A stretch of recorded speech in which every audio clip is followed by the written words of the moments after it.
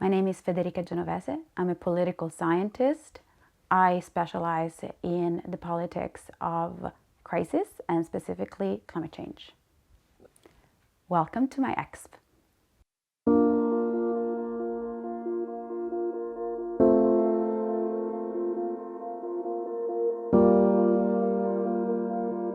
Climate change will affect the lives of everyone, and the most effective way to be fighting against climate change requires what in political science we call public buy-in, that the public is on board with the issue. The public wants to participate in the fight against climate change.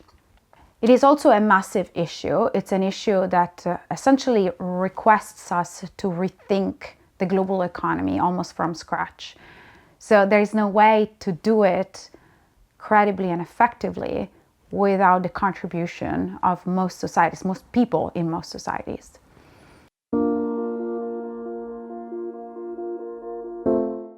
Climate politics as a partisan issue has only become a thing in the past decade or so. Especially in the global north, where climate politics has been a political issue a little bit longer and where education around climate change is a little bit more mature than in the global south. For a very long time, until really the late 2000s, climate policy was not hardly debated across partisan lines. There was almost like a silent consensus that there was nothing wrong with trying to solve this issue. So parties were not really dividing themselves across their positions on climate change until, I would say, the Great Recession, maybe even the 2010s. A lot of the sensitivities to costly public policies have all of a sudden activated a lot of political leadership from some factions of the ideological spectrum to use climate change as an example of a costly and unnecessary issue that would create even more pain among the population. So on some level, it has become an issue, a somewhat easy issue for some political leaders to activate some voters that do not want to adjust their lifestyles. They don't want to make compromises on economic growth and ultimately feel like the state should not impose public policies that regulate emissions.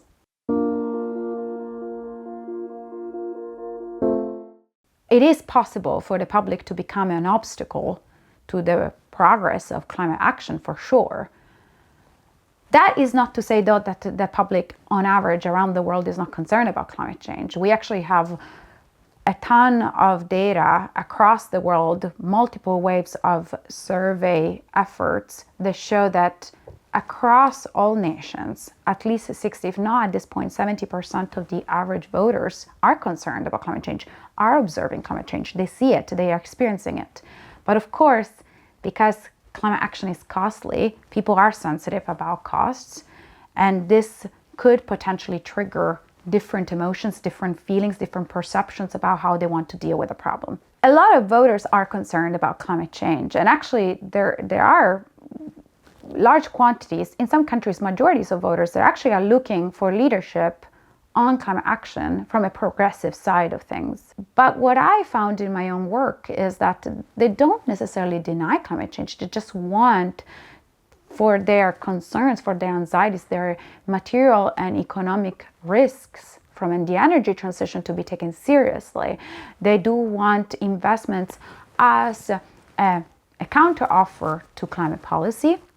They could engage with climate policy if compensation is visible, is credible, is strong, is ambitious. So compensation can become a key to bring in and take that buy-in, even from communities that are very existentially exposed to the energy transition, to climate action. The reason why the media plays a crucial role in all of this is because climate change on some level is a very technical issue. It really still is a problem of physics. So it is hard to expect people with jobs and with daily lives and daily problems to be so passionate about what otherwise is a slightly too scientific and probably technocratic issue. Politicians and political leaders and authorities can do some of that job in trying to explain and express the relevance of climate change for ordinary people, but it's really the role of the media to be doing this. And so this is why the amount of time that the news spends talking about climate change and the framing around climate change stories in the media is so critical, because for democratic politics, issues that are more difficult to digest, they can only be understood through media lenses.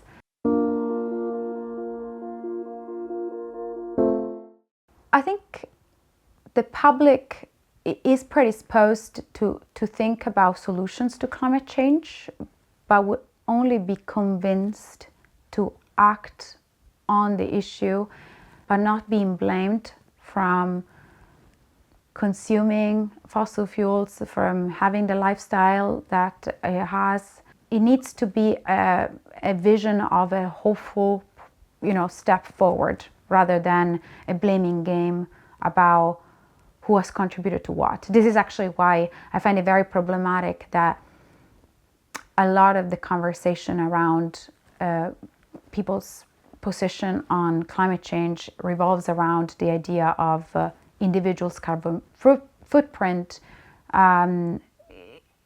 Surely everyone has to do what they can, but it's not an individual responsibility type of problem.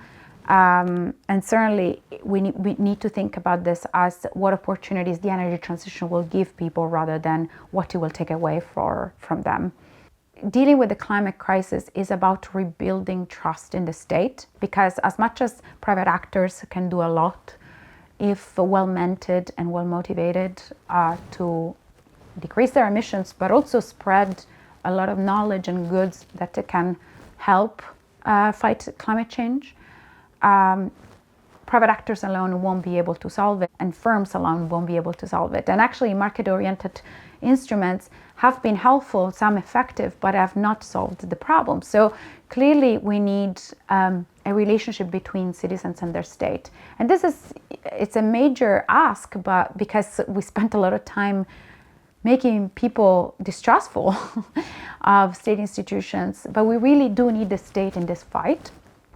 And so I think that a lot about what the public should think about when thinking about what they can do or what their community can do about climate change is like how they can relate to the state, how can they build new bridges or better bridges with the state, what they need from the state and vice versa. So rebuilding the state infrastructure, I think, is very critical.